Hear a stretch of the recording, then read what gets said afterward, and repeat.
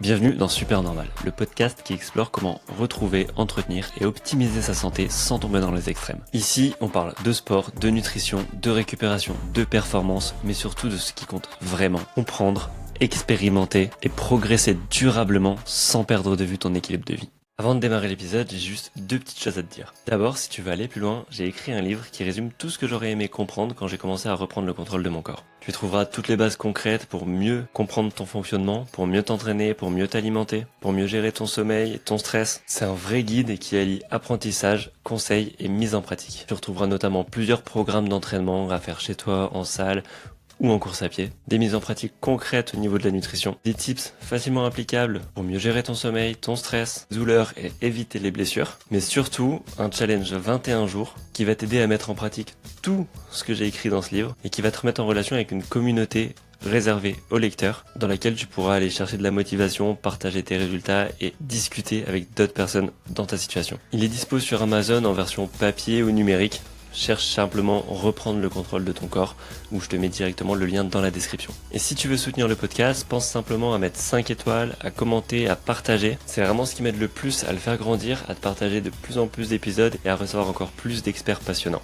Je te remercie d'avance pour ton soutien et maintenant place à l'épisode du jour. Aujourd'hui, on va parler d'un sujet d'actualité qui sont les fêtes de fin d'année. C'est une période qu'on attend souvent avec impatience, que ce soit pour les moments en famille, les repas un peu copieux, les apéros, les chocolats, les vacances. Et pourtant, c'est aussi une période qui fait culpabiliser beaucoup de gens. Et c'est peut-être ton cas aussi. Tu t'es entraîné toute l'année, ou du moins ça fait quelques mois que tu as repris une dynamique, même si ça fait que quelques semaines.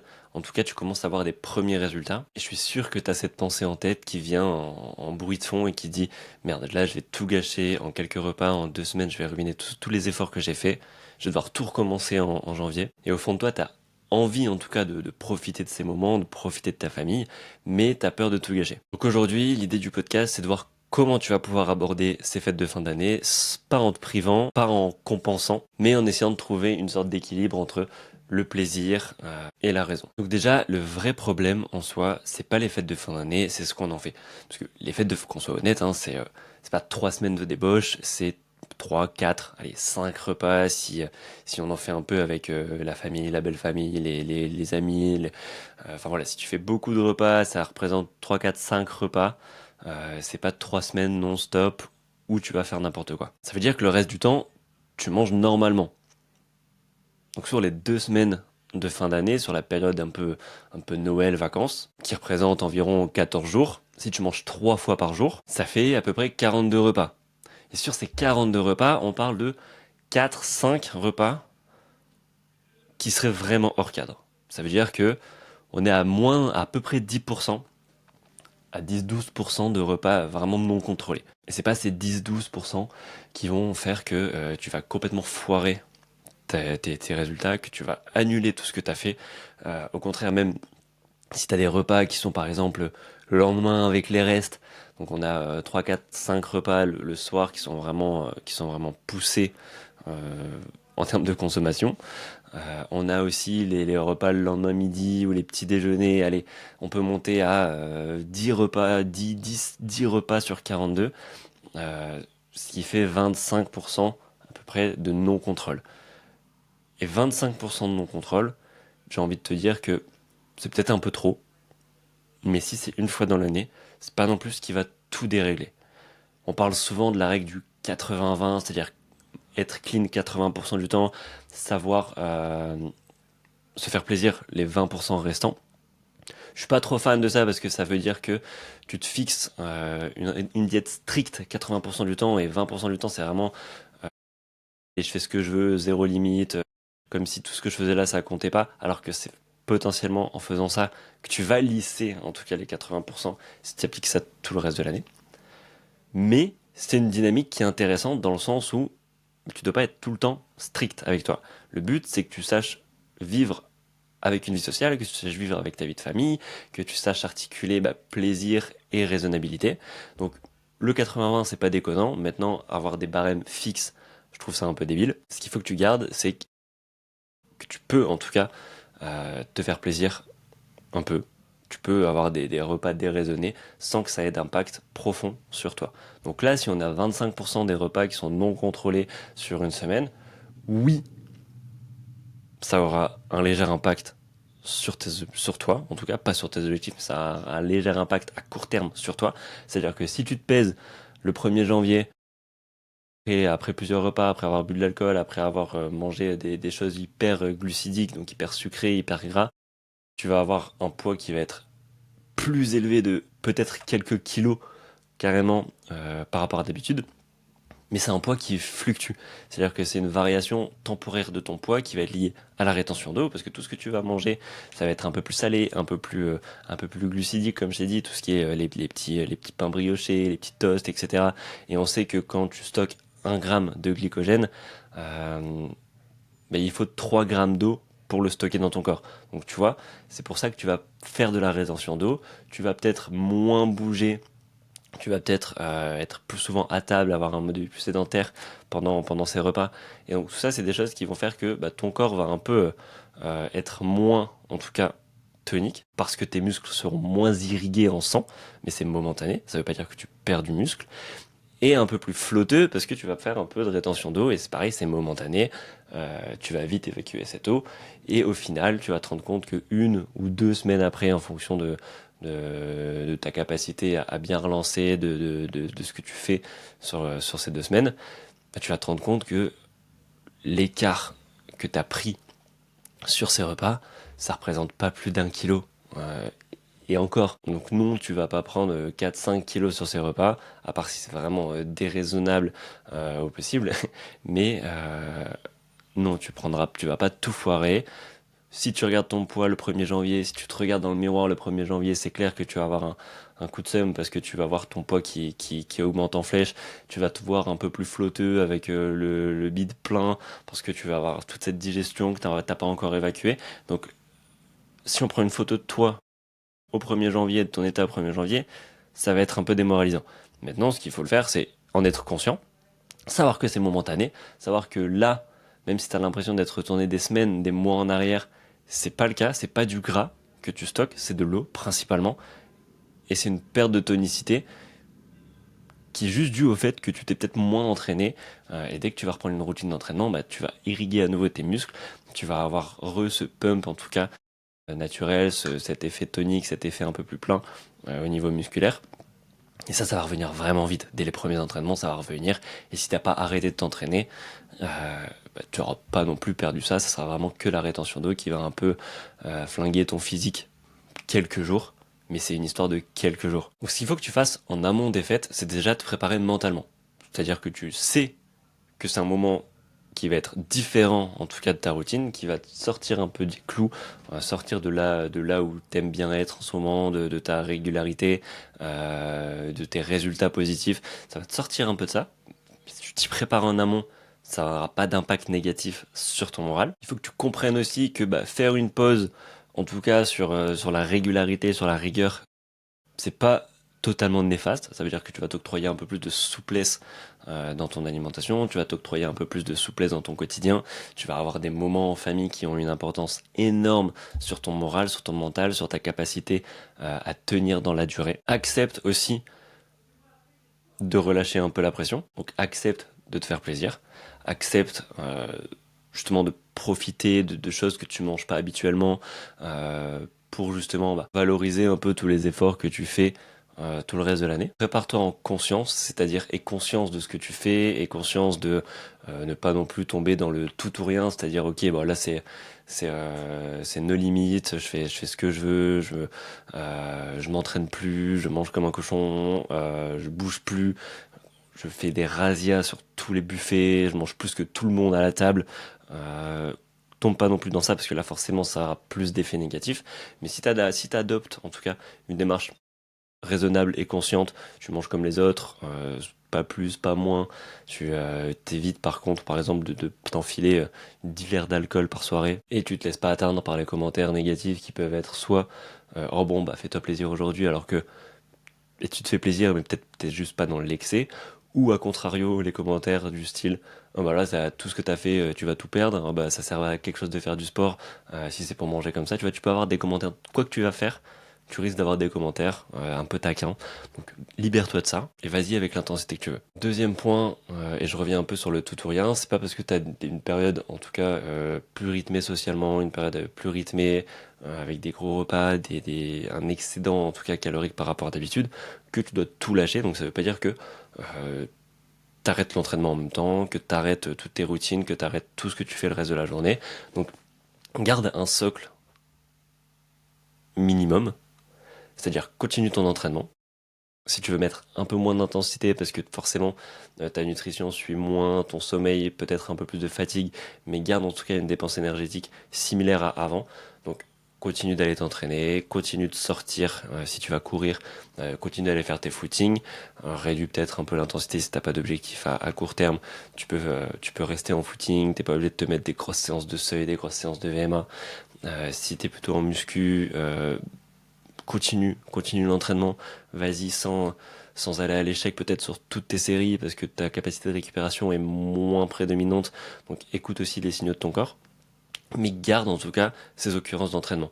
Tu peux aussi en profiter avec ta famille pour aller marcher, pour aller te balader autour de chez toi, pour aller faire des activités en groupe. Voilà, tu peux vraiment essayer de garder une dépense qui soit similaire à avant, voire même l'augmenter, parce que tu vas profiter des moments avec tes proches pour faire des choses nouvelles, pour aller te dépenser autrement et vivre en tout cas cette période de fête sans être dans ton canapé toute la journée, ou au coin de la cheminée toute la journée. Donc ça c'était pour la partie dépense énergétique. Donc, si tu augmentes tes calories au niveau de l'assiette, essaye au moins de garder ta dépense énergétique stable, ou de l'augmenter, comme ça compense un peu.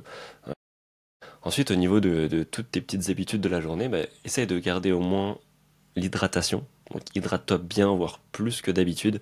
C'est-à-dire, j'entends pas par là 1,5 litre comme les recommandations que tu peux entendre, mais voilà, essaye de monter au moins à 2,5 litres, 3 litres par jour, au minimum, pour justement éviter cette rétention d'eau, parce que plus tu vas boire, moins ton corps va faire de la rétention d'eau. Continue à surveiller ton apport en protéines. Donc évite de t'alimenter que de glucides et de gras. Surveille bien au moins ton quota de protéines sur la journée. Au moins ça sert les entraînements que tu vas faire et ça évite à ton corps de dégager tes muscles, parce que lui, ton cerveau et ton corps sont par nature un peu plus feignantes, et s'il voit que tu te sers moins de tes muscles, que tu es plus assis, et qu'en plus tu lui donnes pas les protéines nécessaires pour entretenir ta masse musculaire, lui, ce qui lui prend le plus d'énergie en tout cas à conserver, c'est tes muscles. Donc il va s'en libérer, et c'est comme ça que tu vas avoir une petite atrophie ou perdre du muscle. Donc surveille ton apport en protéines, et tu n'auras pas de souci à ce niveau-là. Donc pour les apports en protéines, je le rappelle, c'est au moins 1,8 g par kilo de poids de corps. Donc si tu fais 100 kg, c'est 180 grammes. J'imagine que tu fais pas 100 kg, mais c'est pour avoir un calcul simple et visuel. Aussi, de pas être dans une période performance, à part si tu as un objectif sportif qui tombe là dans 2 semaines, mais sinon accepte de relâcher un peu et d'être dans le maintien, que ce soit sur le sport, et c'est aussi valable sur la nutrition. Si tu es dans une période de perte de poids, c'est pas parce que tu n'es plus sur un déficit sévère que tu es forcément sur un excédent sévère. Ok ? Tu peux accepter de ne plus perdre de poids, mais c'est pas parce que tu perds pas de poids que tu en prends forcément. Ok, si tu gardes une bonne dépense calorique, si tu gardes un bon mode de vie, si tu gardes une bonne activité, en tout cas, c'est pas les quelques repas sur lesquels tu vas manger plus de calories, même si on le sait, ça va être largement plus de calories sur des repas de fête, qui vont lisser, ça va sûrement lisser en tout cas les autres jours, donc ça va te mettre sur une sorte de palier, une stagnation, mais c'est pas pour autant que ça va surcompenser de manière extrême tous tes jours. Donc si tu étais sur une dynamique de perte de poids avec un déficit de plusieurs centaines de calories, 300, 400 calories par jour, c'est pas parce que sur 2 jours tu vas consommer en plus de ce que tu dépenses 3000, 3500 calories que ça va surcompenser, en plus de lisser, faire déborder tes apports énergétiques. C'est pas évident. C'est possible, mais c'est pas évident. Donc en tout cas, et même si c'est possible, ça va pas les faire surdéborder de sorte à ce que tu cumules et accumules des kilos et des kilos de graisse, ok ? C'est pas parce que tu manges 100 grammes d'aliments que tu stockes dans toi 100 grammes de gras. Qu'on soit bien d'accord là-dessus. Voilà, c'était important de le savoir. Donc ne sois pas sur une période de performance au niveau sportif, ni de performance au niveau perte de poids. Accepte le maintien voire au niveau alimentaire, accepte de prendre un peu en sachant que tu vas carrément le dégraisser rapidement après les fêtes. Une fois que tu auras justement passé cette période de fête, c'est important d'avoir une période en tout cas de reprise qui soit rapide, parce que ce qui peut foirer tes résultats, c'est pas les quelques repas comme je te l'ai dit, c'est le fait d'être déjà d'une part dans le tout ou rien, et d'autre part plusieurs jours, voire semaines avant, tu te dis bon ça sert à rien, là dans quelques semaines il y a les fêtes, donc ça sert à rien de faire des efforts maintenant, de toute façon je vais tout gâcher, et après les fêtes, tu peux aussi te dire bon je prends quelques semaines pour m'y remettre tranquillement, on y va doucement, et voilà. Et au final là tu te retrouves avec au moins un mois et demi, voire 2 mois, dans lesquels t'es plus du tout raccord avec ce que tu faisais avant.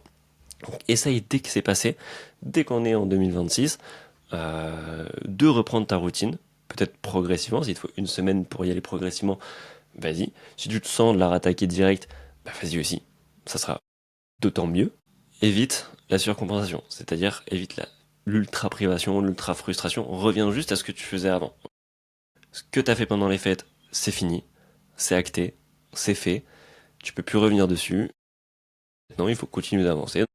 Tu reprends ta routine sans surcompenser parce que sinon tu vas créer des cercles vicieux d'ultra privation, de frustration qui vont t'amener à décompresser en tout cas cette privation, soit par des mauvais choix, soit par des absences d'entraînement, soit par des crises quasiment d'hyperphagie où tu vas manger tout ce qui tourne autour de toi, ou alors tu vas vouloir te faire un truc super fat, super gras pour compenser, et là tu vas tomber dans un cercle vicieux de plaisir, compensation extrême, et ça c'est pas du tout ce que je veux. Donc reprends simplement là où t'en étais, et naturellement tu vas évacuer ce qui s'est passé pendant les fêtes très rapidement et continuer, reprendre la dynamique sur laquelle t'étais. Donc reprendre ton sport normalement, reprendre une alimentation comme tu avais l'habitude, reprendre des niveaux de sommeil qui sont bons, parce que c'est fatigant les vacances de fin d'année. Donc reprends des bonnes habitudes au niveau du sommeil, couche-toi des heures régulières, lève-toi des heures régulières, essaye d'avoir une bonne qualité de sommeil, c'est-à-dire de te réveiller au moins en forme. Si c'est pas le cas, tu peux soit essayer de limiter un peu les interactions vraiment dynamiques avant de dormir. Donc, si tu regardes la télé, évite de regarder des choses un peu trop dynamiques, trop violentes, trop extrêmes, trop rapides, en tout cas visuellement pour tes yeux, pour ton cerveau.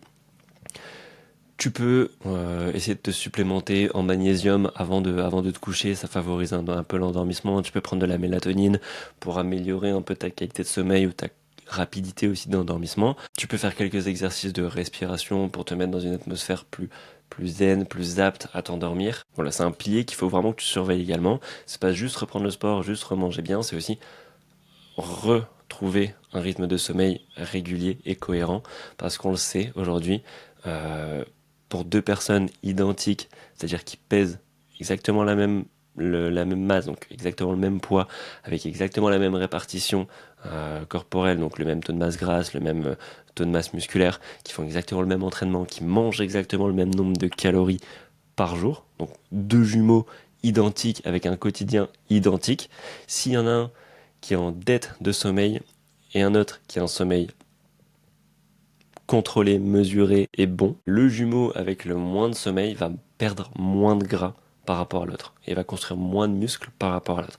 Donc c'est vraiment un facteur hyper important. Ça t'évite d'aller chercher de la suroptimisation dans ton alimentation, d'aller te complémenter avec le complément miracle vendu par ton influenceur préféré. Non, juste dors mieux et ça va déjà optimiser la majorité des choses que tu pourrais avoir en sursupplémentant par quoi que ce soit. Donc en conclusion, la période de fin d'année, les fêtes de fin d'année, les repas de famille, c'est pas un problème pour ta santé, ni pour ton physique, si c'est uniquement cette période. Et si tu te poses cette question, si tu écoutes ce podcast aujourd'hui, j'en déduis en tout cas que tu fais au moins attention le reste de l'année. Donc rassure-toi, c'est pas ça qui va tout dérégler. Ça serait un peu plus contraignant si déjà t'es dans l'excès le reste de l'année et qu'en plus là t'es dans le surexcès.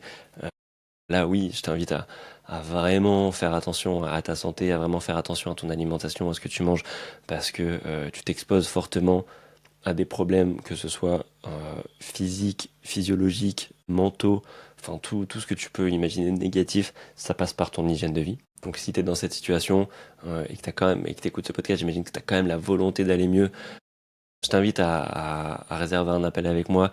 Juste dans la description de l'épisode, je te mets un lien. C'est un appel de 15, 20, 30 minutes. Enfin, on prend le temps qu'il te faut pour parler de tes objectifs, de ce qui te bloque, de tes contraintes.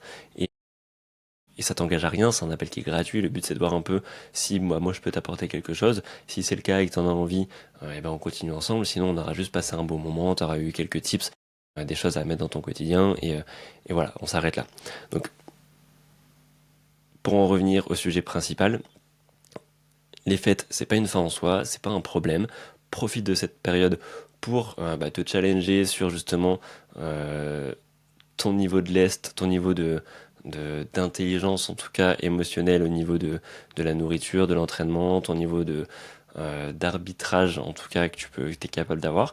Essaye de t'analyser aussi, voir comment tu réagis par rapport vis-à-vis d'une table qui est euh, full remplie de choses vraiment caloriques, vis-à-vis des remarques de tes proches. Analyse aussi ton entourage, comment il réagit par rapport à toi.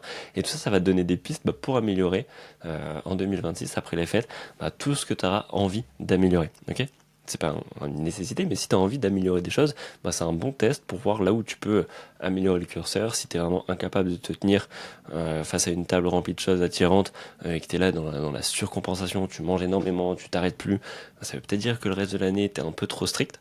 Si au contraire, tu arrives à te gérer, tant mieux, c'est cool. Si t'es un peu irrité face aux remarques de tes proches, c'est que peut-être t'as pas assez prévenu en tout cas ton entourage de tes objectifs, de ce que tu voulais, ou que toi t'es peut-être pas assez aligné avec ce que tu veux.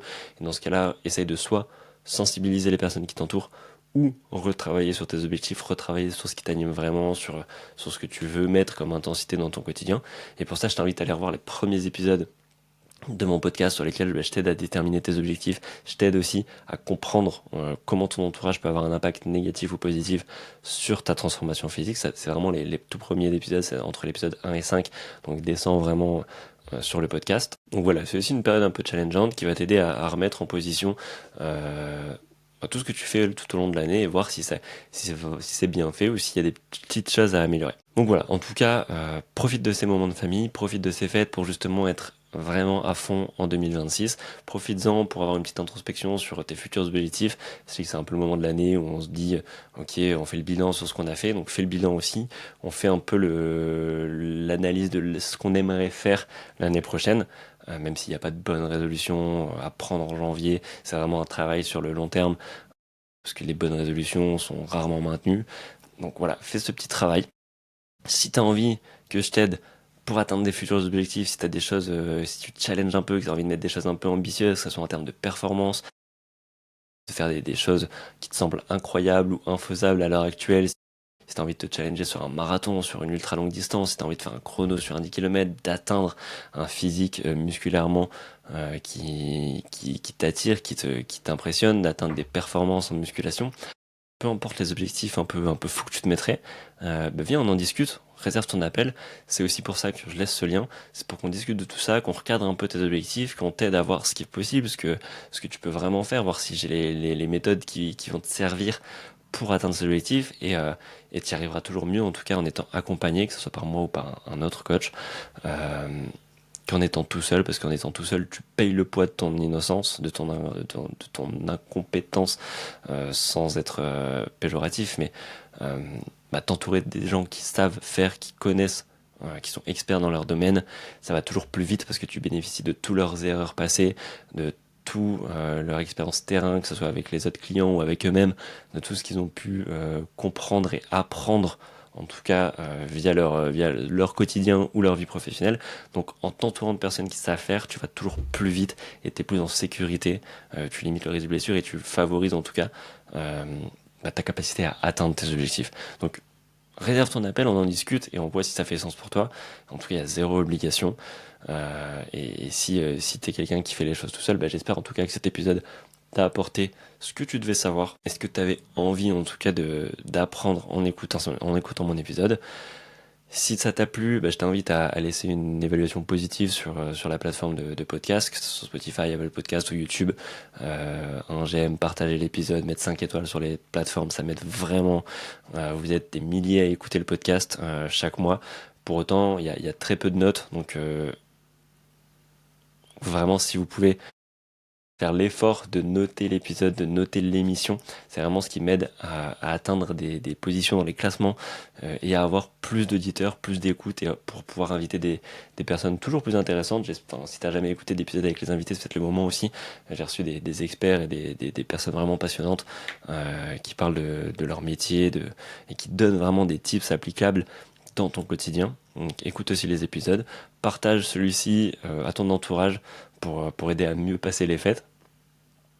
Et on se retrouve, comme d'habitude, lundi prochain pour un nouvel épisode. Allez, ciao!